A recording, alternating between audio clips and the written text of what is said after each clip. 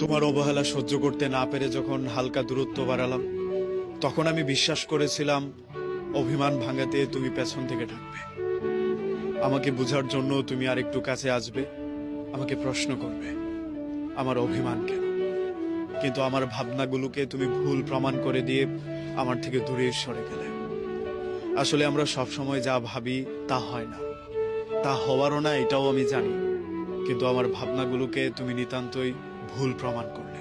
আমি ভেবেছিলাম আমার অভিমান কাটানোর জন্য যেহেতু আমি আড়ালে চলে গিয়েছি, তুমি আমার রাগ ভাঙাতে যাবে। কিন্তু আমি এটা ভেবেই ভুল করেছি তুমি আমাকে পেছন থেকে ডাকবে। আসলে সবাই সেই কপাল নিয়ে জন্মায় না যে তার রাগ ভাঙানোর জন্য কেউ একজন পেছন থেকে ডাকবে, তাকে ভরসা দেওয়ার জন্য কাঁধে কেউ হাত রাখবে, তার নিঃসঙ্গ রাতকে কেউ সঙ্গ দেবে, তার বিরহগুলোকে কেউ ভাগাভাগি করে যন্ত্রণা কমিয়ে দেবে। একটা সত্যি কথা কি জানেন, যারা আপনাকে হারিয়ে কখনো আফসোস করে না, তারা আসলে কখনো আপনাকে ভালোই বাসেনি। তাই সব মানুষের জন্য কষ্ট না পেয়ে নিজেকে ঘুরে দাঁড়ানোর আরেকটা প্রস্তুতি নিন। তবে এটাও সত্য, সব কষ্ট কষ্ট না, সব দুঃখ দুঃখ না। কিছু কিছু দুঃখ মানুষকে শেষ করে দিলেও কিছু কিছু যন্ত্রণা মানুষকে নতুন ভাবে ঘুরে দাঁড়াতে সুযোগ করে দেয়। এই সুযোগটা আমাদের কাজে লাগাতে হবে।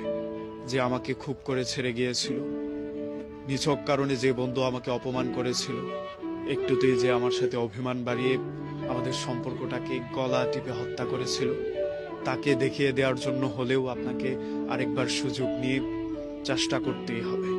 এই চেষ্টাটা আপনি আপনাকে প্রমাণ করার জন্য, এই চেষ্টাটা আপনি নিজেকে ঘুরে দাঁড় করানোর জন্য।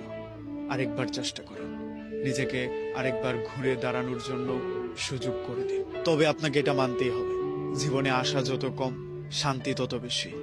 অতিরিক্ত আশা করা মানুষের জীবনে বিপত্তির সীমা থাকে না। তবে এটা ভাবলেও কষ্ট লাগবে আপনার, যে মানুষটার কাছে জীবনের সব ধরনের গল্প করা যায়, সুখের দুঃখের, ভালো থাকা মন্দ থাকা সবকিছু, সেই মানুষটার কাছ থেকে পাওয়া কষ্টের গল্প সেই মানুষটাকে বলাই যায় না। তবে যাই করেন না কেন, জীবনে যা কিছু আপনি জমিয়েছেন, যত গল্প জমিয়েছেন, যত প্রেম জমিয়েছেন, এসব কিছু ভাগ করলে আপনি দুইটা জিনিস পাবেন। মানুষের কাছ থেকে পাওয়া জ্ঞান, আরেকটা হচ্ছে প্রেম। যারা আপনার জীবনে ছিল, ভালো মানুষ মন্দ মানুষ, তাদের মধ্যে দুইটা ভাগ করে নেন। এক ধরনের মানুষ আপনাকে ভালো কিছু দিয়ে যাবে, শিক্ষা দিয়ে যাবে, জ্ঞান দেওয়া যাবে।